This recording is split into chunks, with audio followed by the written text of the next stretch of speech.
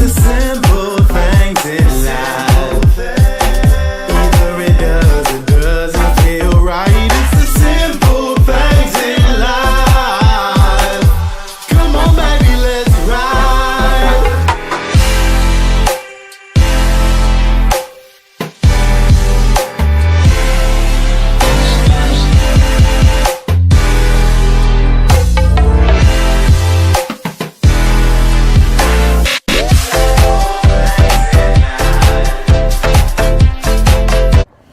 Good morning, everyone. Happy Sunday.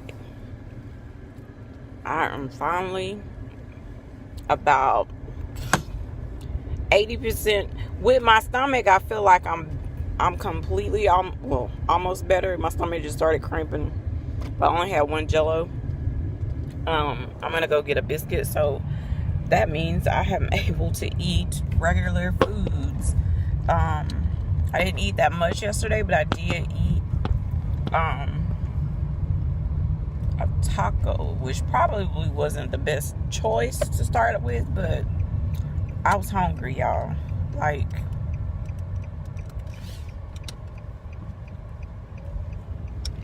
sorry, I'm trying to drive.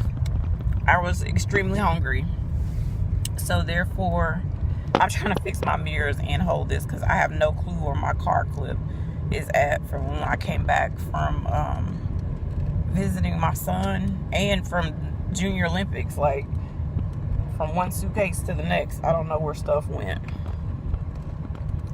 I gotta get brakes done, tires done.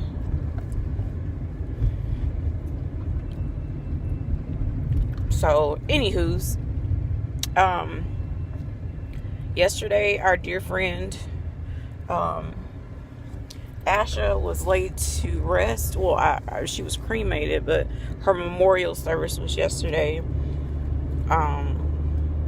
It's just a bittersweet moment, but we all know how inspirational she was and how she touched so many people's lives, how she gives us all the strength to keep fighting through these the daily struggles of having an autoimmune disease, and the daily struggle of fighting just to stay alive, to see a new day. So she will truly be missed, and it's still kind of like you're just waiting, like, how sometimes she would get overwhelmed and she would take a little break from vlogging, and you just kind of think like, oh, she's just taking a week or so off and she's gonna make a video again, and that's not the case. And I've been on several of the lives when her brother explained the situation, and I was just like, I knew it from the medical standpoint that she was declining rapidly. Even just looking at her face, like she had lost so much weight. But no one ever expected that it was going to be like, she would go to ICU, step down unit or whatever, and that she would never come back. I think when he was saying that, like, if she wiggled her finger or toe, like how her oxygen would almost go to zero just because she did that small amount of exertion. And yet every single day, just about, she was able to put out a video. And we're not talking about just record it on your phone and upload it. She edited the videos, and that is like, that's nothing but the power of God. Like, to give her that kind of strength, that no matter what, she still wanted to vlog her struggles. And he was saying at one point, whenever they first put her on the ventilator, like, she was like motioning for her phone or whatever. So it was just like, wow. even then, she probably wanted him to know the code and to get stuff out of her phone at one point. But at the same time, if we know Asha, she probably would have snapped a video or snapped something to say pray for me, or she would have done something. I know that. But she will always be in our hearts, and every day we will fight more and more to beat this disease, find a cure for lupus, find a cure for pulmonary fibrosis, and interstitial lung disease. Like, it's a struggle. Like, now we're fighting and praying for Shaw will win, that she gets her double lung transplant, because it's no joke. I can only imagine how hard it was of a struggle, and I was only on 2 to 3 liters of oxygen for the almost 2 years. But to be on 20 and 30 liters of oxygen, I can't even imagine, not at any point. But just, we will have keep her alive. So let me focus so I can get to church. Well, I'm going to stop by McDonald's because I needed a plain biscuit to take.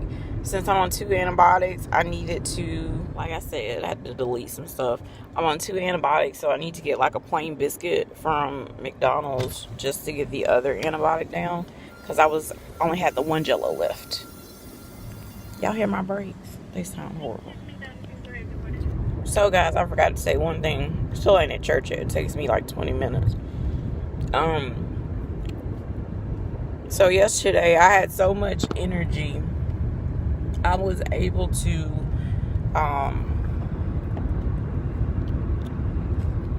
do the kitchen. I cooked some stuff in the crock pot.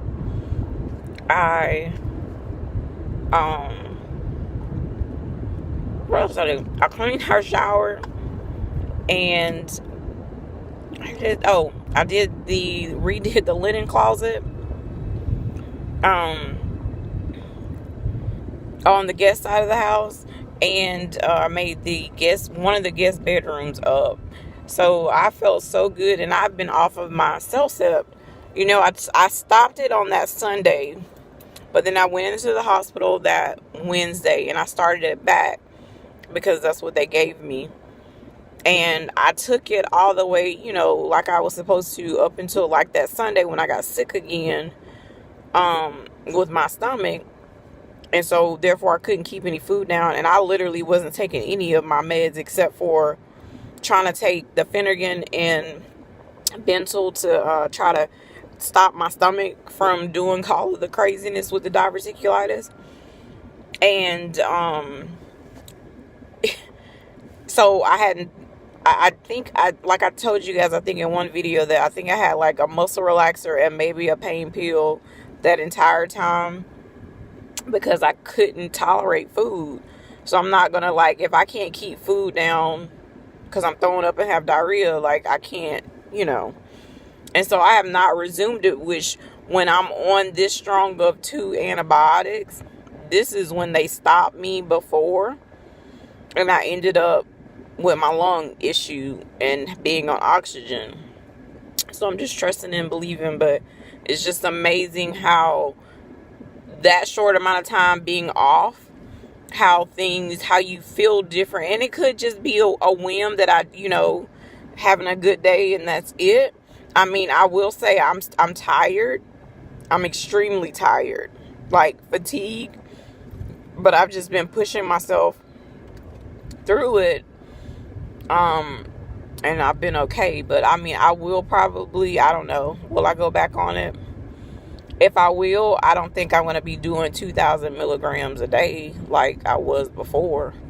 Because that's just, I know there are people that are on way higher dosage, but it just does not agree with my body. And I feel until my stomach is back to, normal, I don't think I can tolerate that high of a dose without my stomach going back into flare modes with the diverticulitis. If it's like, I don't know, it's like pick and choose the battles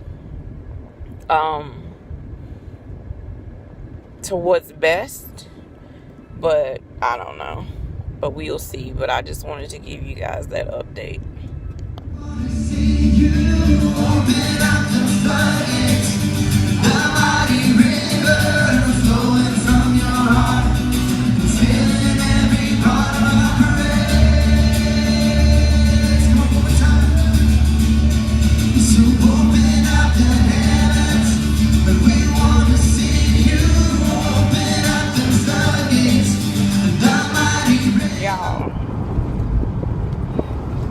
Tell you, church was like absolutely amazing.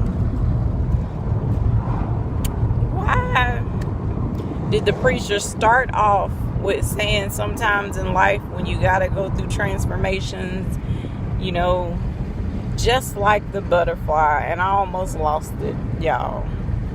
He was saying that, you know, you go from, you know, this ugly worm caterpillar to this beautiful thing, and that just made me think of Asha, y'all. Like, she is in such a better place than what we are currently, and that whole message really touched me. And I will leave a link to our church's YouTube channel and where the sermon starts, because they record the entire service, so I will put it in the description box below. Man, God is amazing, y'all. Amazing. How you could have such heavy hearts about things in life, death. He touched on all of that. And the circumstances that just in my life that I've had to go through within the last couple months have been trying, and you wondering what the deal is. And He has to be the center of our lives no matter what we are going through in our lives. And if you want any part of your life to work, you gotta keep God as the center. So with that being said, I'm gonna focus and listen to some music.